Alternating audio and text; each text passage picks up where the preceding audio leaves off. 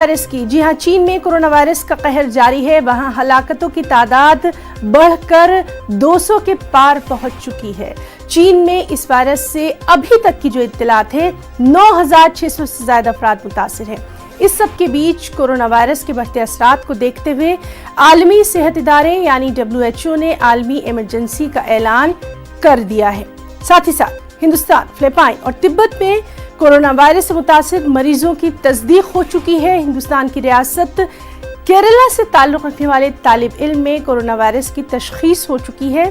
Security वजूहात की बिना पर उसे थ्रिशूर मेडिकल कॉलेज में मुंतकिल किया गया है। और चलिए हम अपनी नुमाइंदा प्रीति से जानकारी इस सिलसिले में हासिल करेंगे।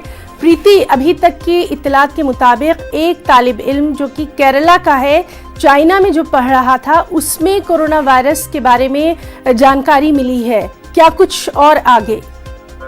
बिल्कुल है ना, आप सही कह रही हैं कि कोरोना वायरस का जो कहर है वो भारत में भी आ गया है। एक जो पॉजिटिव केस है वो भारत में केरल में मिला है, जो 24 साल का युवक है, जो कुछ ही दिन पहले चाइना से वापस आया था, वुहान से वो वापस आया है, वहाँ पे वो अपनी पढ़ाई कर रहा था। 24 साल का युवक है जिसमें पॉजिटिव पाया गया है कोरोना वायरस को। और हाल ही में जो अपडेट हमारे पास है वो ये है कि आज दिल्ली के RML अस्पताल में 5 केस और कोरोना वायरस के रजिस्टर किए गए हैं। हालांकि उनकी जो ब्लड रिपोर्ट है वो पुणे भेजी गई है, उनकी जो ब्लड रिपोर्ट है वो अभी आई नहीं है। जब ब्लड रिपोर्ट आएगी उसके बाद ही कंफर्म हो पाएगा कि इनको कोरोना वायरस है या नहीं है। हालांकि इन जो 5 मरीज हैं इनमें लक्षण जरूर देखे गए हैं और इसके तहत इन्होंने जो इसका ब्लड टेस्ट की जो रिपोर्ट है वो पुणे भेजी है। इससे पहले भी अभी 3 दिन पहले भी RML अस्पताल में 3 जो और मरीज थे उनको कोरोना वायरस के लक्षण के चलते यहाँ RML अस्पताल में भर्ती करवाया गया था और उनकी भी रिपोर्ट है वो 2 दिन के बाद आनी थी, लेकिन अभी जो उनकी रिपोर्ट है वो नहीं आई है।